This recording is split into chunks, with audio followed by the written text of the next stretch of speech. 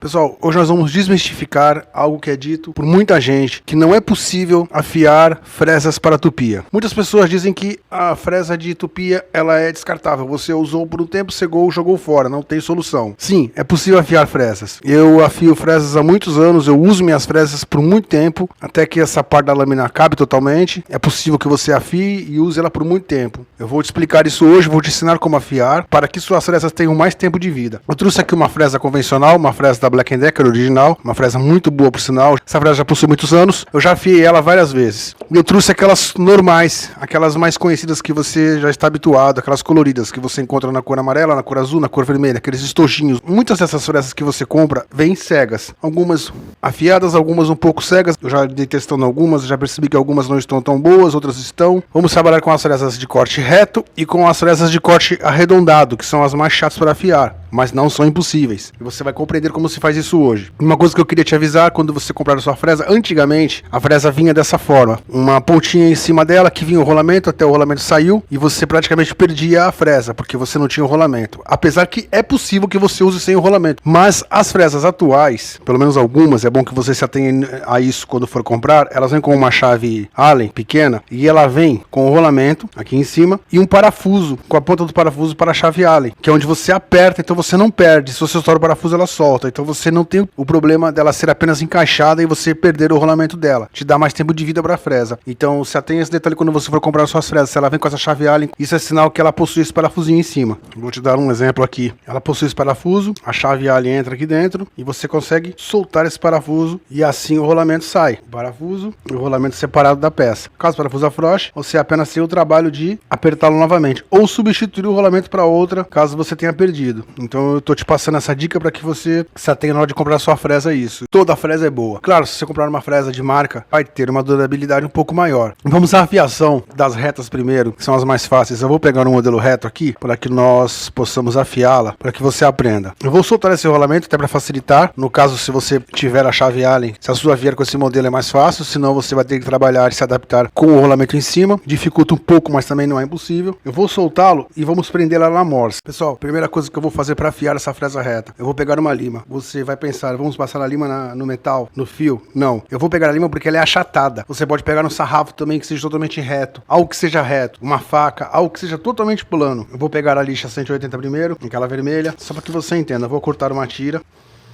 Nós vamos envelopar isso daqui, bem apertado, estica bem isso e dobra na sua lima. Pode ser a lima, como eu falei, pode ser algo reto, algo que seja plano. Você deve encostar ela na lâmina, olha por baixo. A lâmina está nessa posição, ela está levemente na diagonal, com a lixa já bem esticada. Vamos fingir que ela não tivesse giz nem nada, uma lixa comum. O giz vai ser opção sua, você vai passar a 180, depois a 300 e pouco, a preta. Se você quiser, você repete o processo com giz, ou direto com giz, aí é opção sua. Eu gosto de passar com giz porque eu sei que o fio fica mais fino. Eu vou olhar por baixo, eu vou seguir a posição plana da minha lima, tem que seguir a posição da lâmina. Ela não pode sair torto, senão eu estrago o fio. Então eu olho por baixo, mantenho ela inclinada na posição do fio, da lâmina, e eu passo puxando do fundo da lâmina para frente. Eu seguro a lixa e eu venho passando. Se eu quiser ir e voltar, eu posso, mas eu puxando, a chance de eu errar é menor. Passei desse lado, eu posso fazer também ela descendo, na diagonal, descendo. Ou reto ou descendo. Do outro lado, a lâmina está para lá, então eu passo daqui para frente. Eu tenho que manter a posição, olho por cima, me atento se ele está na posição e passo várias vezes. Ou se eu quiser inclinando ela para baixo, na diagonal.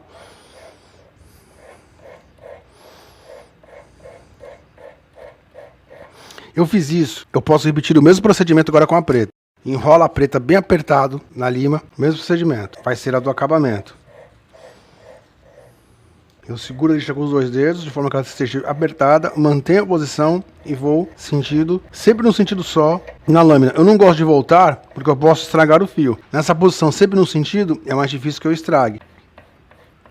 você vai se perguntar se devemos passar do outro lado. O outro lado, se tiver posição para passar e tirar a rebarba, ok, como aqui, consegui enfiar ela do outro lado e passar. Mas se você não conseguir, não há problema. Mesmo que fique a rebarba aqui, ela estará afiada. Só de passar você já sente que ela já pegou um fio melhor. É a forma que eu uso para as retas. Se eu quiser agora passar com o giz ou direto com o giz também, como eu disse, está perfeito. Vamos agora para as arredondadas. Nós vamos fazer agora a afiação de uma de arredondamento, aquela que quebra canto, a quebradora de canto, a fresa quebra canto. Uma dica que eu preciso te dar muito importante: a tupia, ela é a ferramenta mais perigosa que existe na marcenaria. Muitas pessoas acham que é a serra, mas não é. A tupia, ela supera o perigo da serra. Uma dica que eu preciso te dar sobre a tupia quando você for adquirir a sua tupia: existem as laminadoras, que são aquelas finas que parecem um cano, um formato cilíndrico, fino, leve. Existem as de coluna, que são aquelas mais parrudas, mais gordinhas, mais largas. As de coluna geralmente possuem mais velocidade, elas têm variação de velocidade, dependendo da regulagem que ela possui. Algumas de coluna não possuem regulagem, já vem com uma regulagem automática. Elas virão com uma pinça, com 2 modelos de pinça, às vezes 3 modelos. Pinças são o encaixe onde entrará o tamanho do cilindro da fresa. Cada fresa possui um tamanho. As fresas são divididas em tamanhos. Você vai encontrar fresas de 4 mm de espessura, de 6 mm, de 8, às vezes de 12. As de coluna geralmente vêm com mais opções. Você pode comprar estojos de fresas com várias bitolas, com várias grossuras. Mesmo sendo de coluna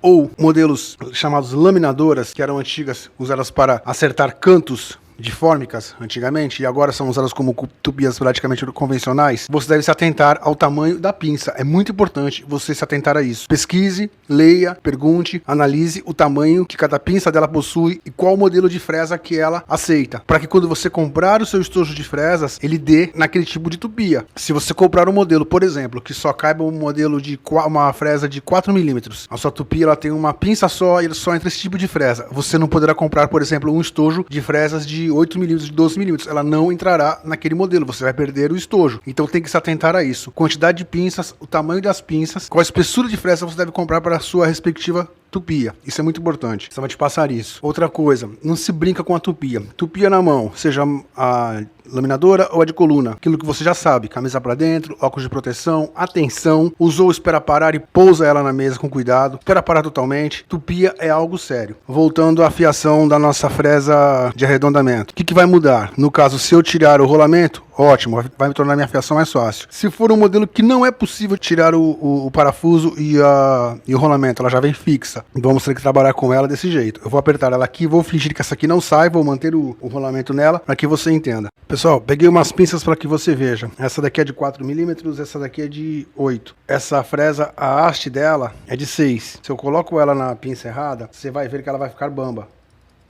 Ela não tem precisão, ela precisa entrar totalmente justa. Aqui está na minha tupia, que é compatível com essa, entra com perfeição. Então, quanto mais modelos de pinça possuir a sua tupia, melhor. Ou seja, você tem que comprar uma tupia de preferência que possua vários tamanhos, para que você tenha mais opções na hora de comprar as suas fresas. Muito importante deixar claro para você, as tupias elas variam muito. As tupias laminadoras, existem algumas que já vêm com pré-definição de fábrica de 33 mil giros por minuto. Algumas, não por ela ser laminadora, ela tem que ser mais fraca. Ao contrário, existem modelos de coluna que vão de 8 mil, mesmo variável, ela vai de 8 mil regulando até 24 mil, ou seja, inferior aos 33 mil giros por minuto da laminadora. Então vai variar muito de modelo para modelo. Quanto maior variação que você possa ter na sua, com regulagem de mínimo e máximo de RPMs, de rotação por minuto, e quanto maior o número de opções de tamanhos de pinças que ela te ofereça, melhor será. Claro que com mais opções ela será mais cara, então você vai precisar achar dentro do seu bolso o que você precisa. Mas eu precisava te explicar isso para que você entenda na hora de comprar o que você deve procurar e como você deve procurar. Então você vai se adaptar muito. Madeiras mais duras você precisa de mais velocidade. Madeiras mais leves, como pinos, eucalipto, você pode pôr menos velocidade. O número 3, o número 4 para mim, na regulagem na minha, já tá excelente. Uma laminadora com 33 mil para mim já seria algo absurdo. Eu não teria tanto uso, porque eu não gosto de trabalhar com ela numa velocidade muito alta. Além do risco que você corre. Há alguns casos sim, que são necessários, que exigem essa necessidade. Mas podendo evitar essa velocidade muito alta, é melhor. Tupia é uma ferramenta muito perigosa se não se tomar os devidos cuidados. Bom, pessoal, precisava te passar essa parte das pinças, agora vamos à fiação. Eu coloquei a arredondada, a de quebra-canto aqui, a de arredondamento, então já não vou usar mais a lima achatada nela, a lima chata.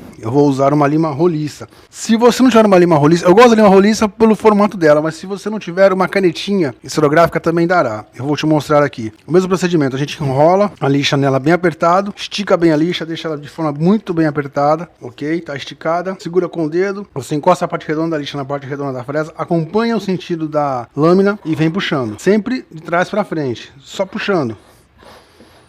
Olha por baixo e vai acompanhando o nível da lâmina. Faz isso algumas vezes. Vou fazer agora com a canetinha para que você entenda. Aquela caneta retroprojetora. Eu vou enrolar ela aqui por ser redonda, por ser roliça. Se eu não tivesse a lima redonda, mesmo procedimento.